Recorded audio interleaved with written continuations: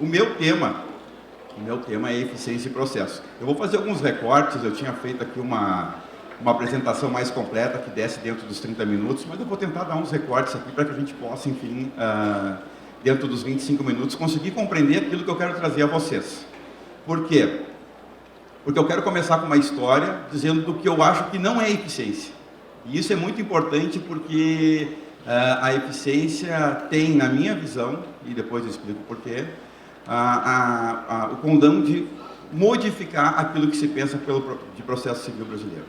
Então, né, o ano passado, na comarca de Palmital, em São Paulo, no Juizado Especial Civil, o juiz determinou, né, que as partes dissessem nos autos se o acordo tinha dado certo. Ou seja, se o acordo realizado em audiência tinha sido cumprido. E o advogado de Palmital, né, achando que estava fazendo alguma coisa mais facilmente realizável, ele colocou na petição de resposta ao juiz um emoji. Um emoji. Não sei se vocês conhecem a história, mas ele colocou o joinha. Né, ele colocou o joinha assim, para responder que sim, que o acordo estava dando certo. Logo vieram quem? Aquilo que o Fred chama dos maus espíritos do código, né? Aqueles que não querem obrar para que o código tenha efetividade, eficácia e eficiente. E começaram a dizer que, em nome da eficiência, esse tipo de situação poderia ser, enfim, aceita dentro do Poder Judiciário. Então eu começo dando esse exemplo que é real, é verdadeiro, aconteceu ano passado, gerou muita polêmica, gerou inclusive o pedido de desculpas do advogado ao juiz no Juizado Especial Civil de Palmital, em São Paulo, para mostrar para vocês exatamente o não exemplo de eficiência. Até porque tudo o que aconteceu depois dessa manifestação, né, faz com que a ineficiência tome parte integral dos demais atos do processo desde a sua intimação. Então, veja bem, o professor Alexandre Freitas Câmara vem de tarde falar sobre os 2 anos de código, então eu não vou tocar nisso. Mas eu não posso deixar de tocar no fato de que em 2 anos de código, a gente tenha uma obra publicada sobre eficiência. Em 2 anos de código, vejam bem, a eficiência faz parte de um rol de normas fundamentais do processo. E enquanto a gente vê, não sei se está com um retorno bom aqui, e enquanto nós vemos, né, uma variedade de livros falando sobre todas as normas fundamentais do processo, e realmente há livros falando sobre meios alternativos de resolução de conflitos, as dezenas, cooperação processual, boa-fé, fundamentação, publicidade, duração razoável do processo, a gente vê poucos livros falando sobre eficiência. Essa semana, para minha alegria, saiu a primeira obra falando sobre eficiência e processo de Eduardo Cavalcante, lá de Pernambuco. Por que eu estou referindo à obra de Eduardo Cavalcante? Porque a minha, que vai tratar do tema eficiência e processo, que sai o mês que vem, tem ideias muito parecidas com aquelas que o Eduardo trabalhou aqui na dissertação de mestrado dele. Então são essas ideias que eu venho aqui trabalhar com vocês. As ideias relacionadas a que funções a eficiência tem no processo civil brasileiro, não só a partir do novo código, mas as que havia antes. Então o que nós temos? Né? Nós temos que ver o quadro da eficiência no ordenamento jurídico brasileiro. Nós temos que ver aonde que a eficiência se encontra no ordenamento jurídico brasileiro. E eu identifiquei no meu estudo de pós-doutorado 3 marcos teóricos legais importantíssimos para que a gente pense a eficiência sob 3 funções diferentes. Certo? Nós temos a eficiência do artigo 37 da Constituição Federal, artigo 37 caput da Constituição Federal. Nós temos a eficiência no artigo 2º da Lei de Processos Administrativos. E agora nós temos a eficiência inserida dentro das normas fundamentais do processo. Não sei se vai ter uma palestra específica sobre normas fundamentais do processo aqui, mas as normas fundamentais do processo são, por definição da doutrina, e muitos colegas já falaram isso, inclusive são vetores hermenêuticos de compreensão e aplicação do próprio código. Eu não consigo querer entender o código, eu não consigo querer entender a lei, eu não consigo querer aplicar a lei sem entender a função das normas fundamentais do processo. E por isso que eu falei agora há pouco em boa-fé, né, em duração razoável, em princípio da primazia do julgamento de mérito, em fundamentação, em publicidade, em ordem cronológica do processo, em incentivo aos meios alternativos de resolução de conflitos, ou a justiça multiportas, que é o nome mais atual. Tudo isso faz parte dessa normatividade fundamental. Os negócios processuais, eu defendo, que também são parte da fundamentação inicial dos artigos do Código. Então, todos esses, essas regras, princípios, valores, são partes de uma compreensão maior do Código. E o artigo 8º traz o quê? A eficiência. Então, nós temos, dentro das normas fundamentais do processo, também a eficiência como um norte a ser perseguido dentro do Poder Judiciário e dentro do processo. Qual é o problema? Apesar das normas fundamentais do processo terem, dentro dos artigos que eles correspondem, artigos muito bem construídos, nós estamos falando aqui, na minha opinião, do pior de todos os artigos do Código de Processo Civil. O artigo 8º é uma verdadeira salada de fruta. O artigo 8º é uma verdadeira, que nem alguns defendem, colocação de tudo aquilo que o legislador acabou achando que era bonitinho dentro de um mesmo artigo. Então, o artigo 8º é o artigo que diz ao juiz como ele deve aplicar o ordenamento jurídico brasileiro. Bom, então, uma dessas formas é a partir da eficiência. Então, vamos lá, dividindo as três eficiências. Eu tenho, então, a eficiência na Constituição Federal, eu tenho a eficiência no processo administrativo e tenho a eficiência agora dentro do Código de Processo Civil Brasileiro. Qual é a função de cada uma, ou elas são as três iguais? A eficiência da Constituição Federal abarca o conceito de eficiência que existe na Lei de Processo Administrativo, que abarca o conceito de eficiência que existe no Código de Processo Civil Brasileiro? Essa é uma questão que a gente tem que responder. Essa é uma questão que, para a compreensão do papel da eficiência no processo, precisa ser respondida. Então, a partir dessa investigação, a partir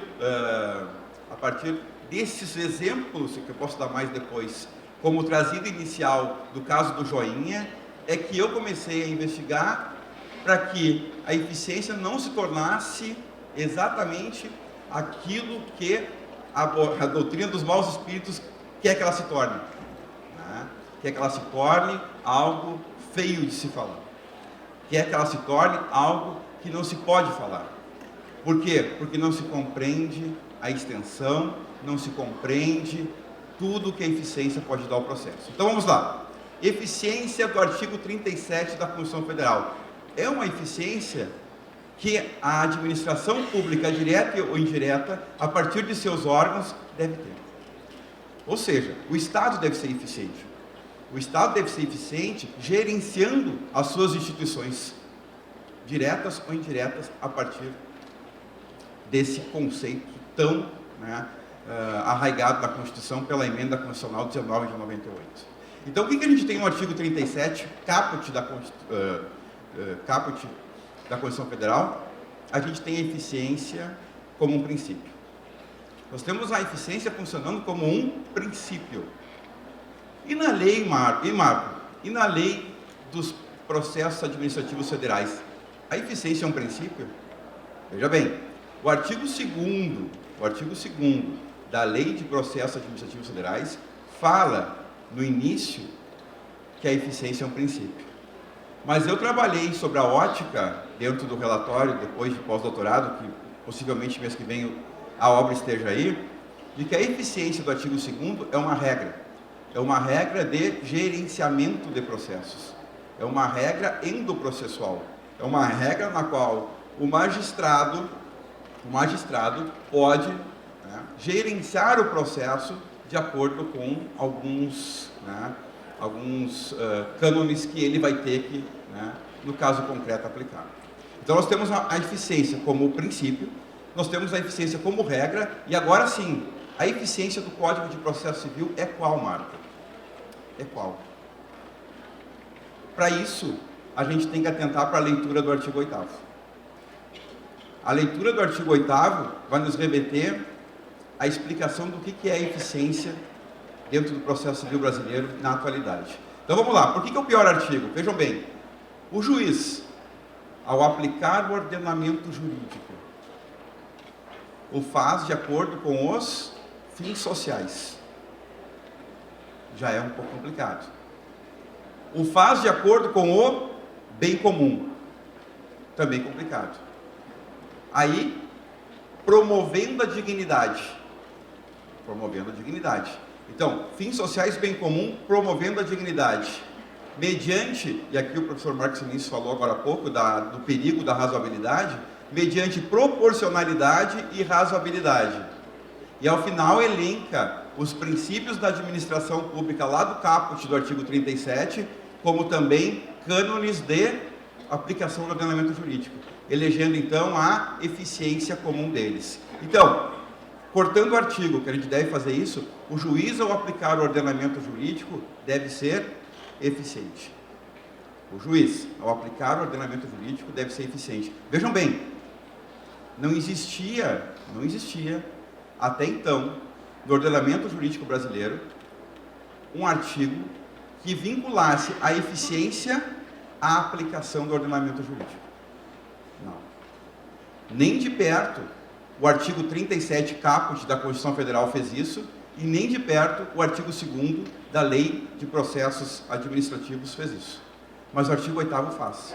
O artigo 8º, dentro da normatividade fundamental do processo, ele coloca que o juiz deve ser eficiente ao aplicar o ordenamento jurídico. E eu não vejo, e eu não vi, né, obviamente, porque escrevi sobre isso, eu não vi outra forma de tratar a eficiência do artigo 8º do Código de Processo Civil, senão como um metacritério de aplicação de outras regras e princípios processuais. Ou, como se alguns queiram, né, mudar a nomenclatura, uma metanorma de aplicação de outros princípios e regras processuais, ou ainda, né, na linguagem mais gaúcha ali do nosso professor da Universidade Federal do Rio Grande do Sul, hoje professor da Universidade de São Paulo, professor Humberto Ávila, um postulado normativo aplicativo. Veja bem, a eficiência do artigo 8º, ela auxilia o juiz na construção do regramento processual a ser aplicado mais eficientemente no processo. O juiz vai poder, a partir da eficiência, pegar 2, 3, 4, 5 artigos e ver na construção daquilo o que de mais eficiente ele pode retirar para que seja isso aplicado ao processo. E pessoal, no estado do Rio Grande do Sul, o nosso Tribunal de Justiça tem vários acordos nessa ótica.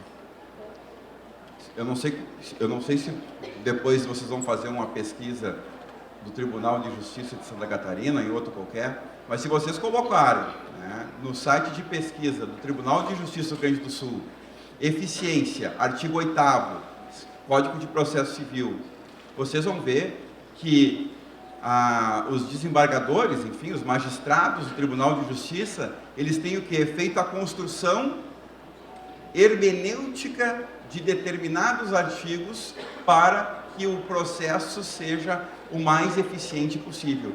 E isso vai totalmente ao encontro daquilo que eu estudei nos últimos 2 anos. Exatamente aquilo que eu pensei que a eficiência do artigo 8º seria, é exatamente como o Tribunal de Justiça do Rio Grande do Sul vem aplicando em seus julgamentos o direito processual. Eu tenho no livro vários exemplos de acórdãos já publicados sobre esse norte, sobre essa esteira de compreensão de que a eficiência é um postulado hermenêutico. Mas eu deixo aqui para vocês o acórdão de número 700-722-78500, de lá para deixa eu ver, não tá, do desembargador Irineu Mariani, da primeira Câmara Civil do Tribunal de Justiça do Rio Grande do Sul, que vai falar sobre atos inúteis e eficiência. Veja bem, o acórdão vai tratar sobre atos inúteis e eficiência, e ele vai fazer exatamente o que? Essa costura legal em nome do artigo 8º, em nome da eficiência, entre os artigos 932, inciso 5 do CPC, e o 1019, inciso 2º do CPC. E o que o acórdão diz? O que a Câmara chegou a falar? Que, vejam bem, vejam que interessante. Intimar a parte contrária para a apresentação das contrarrazões no tribunal só é eficiente, podem discordar ou não, isso não tem problema nenhum, discordar do julgamento não há problema nenhum, aqui é como se está pensando a eficiência no Tribunal de Justiça do Rio Grande do Sul. Então, retomando o raciocínio, só se deve intimar a parte para apresentação das contrarrazões em segundo grau, segundo esse acórdão aqui, se já houve citação do réu em primeiro grau. Por quê? Diz o desembargador Mariani, acompanhado com os demais magistrados. Porque não é eficiente que o segundo grau faça isso. Não é eficiente que o segundo grau pare com a sua atividade jurisdicional para tomar atos que são do primeiro grau. Então, veja bem, em nome da eficiência se constrói uma interpretação unindo dois artigos do Código de Processo Civil e aí chegando à decisão mais eficiente para o processo. Obviamente que a gente está aqui trabalhando, é muita coisa, sobre uma ótica de eficiência que a gente deve colocar desde já, que é uma eficiência não só quantitativa, mas uma eficiência qualitativa. Uma eficiência quantitativa é número, uma eficiência qualitativa é muito mais. É muito mais do que isso. Uma eficiência quantitativa é cumprir prazos que o CNJ dá. Uma eficiência qualitativa é a prestação jurisdicional sendo efetiva, eficaz e eficiente. E aí já abre uma outra janelinha aqui para nós poder conversar sobre efetividade, eficácia e eficiência. Por quê? Porque isso é importante para saber quando isso se dá no processo. Isso é deveras importante para saber quando isso se dá no caso concreto. O que é a capacidade do processo ser eficaz? O que é a capacidade do processo ser efetivo? O que é a capacidade do processo ser eficiente? O processo é eficaz, ele acaba. Acabou. O juiz pegou a petição inicial, era caso de improcedência liminar de pedido, sentenciou, acabou o processo. Tudo bem, ele foi eficaz. Mas ele produziu resultados, que nem disse o professor Marcos aqui, um pouquinho antes do que eu, ele produziu resultados desejáveis, ele foi um processo adequado. Se foi, nós estamos falando agora que ele não só foi eficaz, mas ele também foi efetivo. Ele também foi efetivo. Ótimo. E então, Marco, e a eficiência? Ora, dentre ele acabar e produzir resultados, eu consegui fazer isso com o menor recurso possível? Consegui. Ótimo. Então, eu estou falando dentro da eficiência. E então, a gente tem que começar a ver essas três categorias dentro do processo para que a gente possa depois aplicá-lo. O que eu trabalhei daí na final? Falta só 5 minutos, eu meio que atropelei as coisas aqui para a gente poder ter uma noção um pouquinho maior das questões da eficiência. Eu no último capítulo eu fiz o que o código tem de eficiência do lado bom, o que o código tem de eficiência pensada para o lado ruim. Olha, hoje, a partir de 16 de março de 2015, eu sou um defensor do código. Tudo que a gente teve que falar mal, principalmente eu antes, eu falei até 16 de março de 2015, quando houve a sanção. Não adianta mais, agora a gente tem que trabalhar para a construção da melhor interpretação possível do código. Tem coisas do código que são ruins? Tem.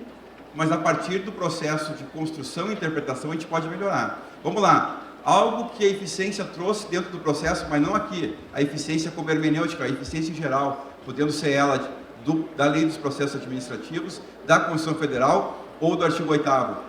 O calendário processual. A calendarização processual é algo que pode servir muito à eficiência dentro do processo. O artigo 191 do Código de Processo Civil, que traz que o juiz e as partes podem o quê? Negociar os atos, os prazos dos atos do processo daqui para frente, é sensacional. O mundo inteiro adota esse standard de comportamento. Por que o Brasil não pode adotar? Ah, porque eu vou para o meu escritório, depois não vou mais ser intimado das coisas. Sim, mas vai te organizar. Também contribui para a efetividade, eficácia e eficiência do Poder Judiciário. Quando eu dei essa palestra lá em Caxias do Sul, né, sobre calendarização processual, né, a gauchada pirou e disse, não, para que eu vou contratar com o juiz? Quando é que vai ser a audiência? Quando é que vai ser a perícia? Quando é que vai ser assistência técnica? Tudo. Se eu vou perder o quê? Se eu vou perder aí o gerenciamento dos prazos a partir do cartório. Eu falei, mas está muito pobre de pensamento. Está muito pobre de pensamento. Tu não quer dar efetividade a uma regra processual porque tu não quer se organizar dentro do teu escritório. Então, o gerenciamento do calendário processual do artigo 191 é um caso clássico de eficiência processual. Um caso clássico em que a construção de um calendário entre partes e juiz pode vir a dar excelentes resultados. Uma parte terrível no código de eficiência, ou em nome da eficiência foi feito isso: ações possessórias com multiplicidade de réus. Eu não sei se alguém já estudou, eu acho terrível. A minha disciplina que mais eu leciono na graduação são os procedimentos especiais. E eu não consigo fazer a leitura do início do código, das normas fundamentais do processo, 2 minutinhos. Eu não consigo fazer a leitura das normas fundamentais do processo, onde o professor Marcos trouxe ali o contraditório como como um alicerce real e verdadeiro do próprio Código de Processo Civil, com o regramento das possessórias com multiplicidade de ocupantes. Não consigo. Por quê? Porque eu não tenho forma efetiva, eficiente de citar aqueles que estão esbulhando ou turbando a posse de alguém. Então, o legislador pensou ali numa solução mágica. Olha, o oficial de justiça vai até a zona que está conflituosa, acha um ou dois, cita, devolve o mandado e está feita a citação daqueles que forem possivelmente encontrados. E agora, Marco? Agora é o seguinte, por oficial de justiça já não precisa mais. O juiz, aí de novo, o magistrado, vai ter que construir, olha, prestem bem atenção ao artigo 8º, o magistrado vai ter que construir de forma eficiente uma forma de citação dos demais, ou uma forma pelo menos de visualização de que há a reintegração ou a manutenção de posse para os demais ocupantes da área, ou ameaçadores. Porque ali diz, o próprio artigo diz, olha, devolvido o mandado, o juiz pode tentar, de acordo com a imprensa local, de acordo com os costumes local, citar da melhor forma possível. Cartazes, um aviãozinho passando, vocês estão citados com aquele rabicho, alguma coisa vai ter que ser. Saiu na revista Rural, se é uma área rural, não adianta botar na Folha de São Paulo, tempo esgotado. É mais nesse sentido. 25 e 32. Pessoal, foi corrido, eu tive que reduzir um pouquinho a fala, mas tudo isso em nome de que o Congresso acabe realmente perto do horário do almoço e todo mundo possa desfrutar aí, logo mais as refeições. Muito obrigado.